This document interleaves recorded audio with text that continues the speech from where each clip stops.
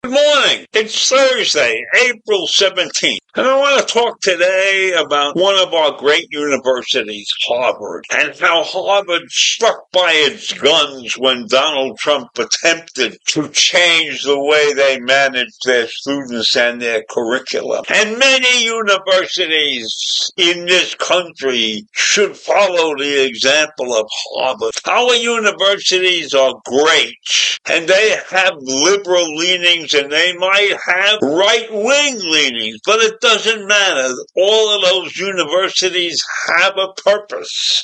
They are there to teach our children as much as they possibly can. And you have the right to choose the university of your choice. So if you don't like the curriculum and you don't like the way they want to teach your children, you don't have to send your children there. But most universities are like Harvard. They're liberal. They are allowing people to think freely. And Harvard is the world-renowned institution emblematic of an elitism that Trump and his group hate because they don't listen to the rules that are laid out by stupid individuals in the government. So when Trump writes letters to Harvard about how he wants them to handle things and to do things according to what his administration wants, and threaten to reduce the funding that Harvard is getting from the federal government. And Harvard, of course, can ignore that threat because they have their own stash of about $53 billion.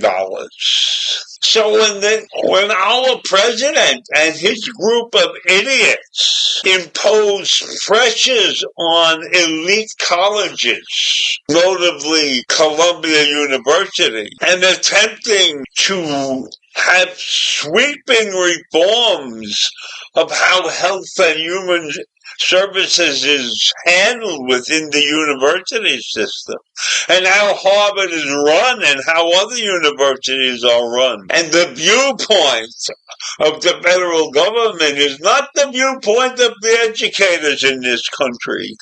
And that's true right now. That doesn't mean it existed in the past. This is a Trump-made arena. The backdrop for a demand that would be unprecedented government interference in the affairs of the world's richest university and the affairs of other universities, supposedly because of the alleged rise of campus anti-Semitism. And that's because there was an uprising of pro-Palestinian demonstrations that have gripped Harvard and other universities. So we must recognize the fact that anti-Semitism is not going to go away. So we can't blame the fact that it exists at Harvard or it exists at any other university on the way the universities are running. But what most people are watching are the actions of the White House trying to gut the universities of what they consider to be left-leaning liberal ideas. And they are using anti-Semitism as an excuse for an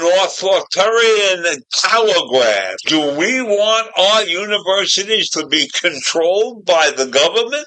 To have the government create a curricula that is not meant to create free thinking? Absolutely not. Government has no business interfering with the rights and the privileges of universities and other educational institutions. Just because the government invests some money in these schools to help them do their jobs does not mean they are entitled to rule how the schools teach. No, so when the government, our president and his compatriots, his lackeys, send a detailed list of 10 conditions that Harvard needed to satisfy in order to receive continued funding, and Harvard stuck their finger in the air and said, screw you guys, we have $53 billion. We're okay. I don't think they said that exactly, but they knew they had enough money. So they called the president's bluff, and many other universities should follow suit. The government has no business interfering with the educational systems in this country in terms of how to teach and what to teach. They should supply the goods needed to produce great individuals, well-educated individuals, not individuals taught to do what the government wants. So I leave you with that, Mark. Putting their finger in the wrong place, the U.S. government. Have a great day. Bye.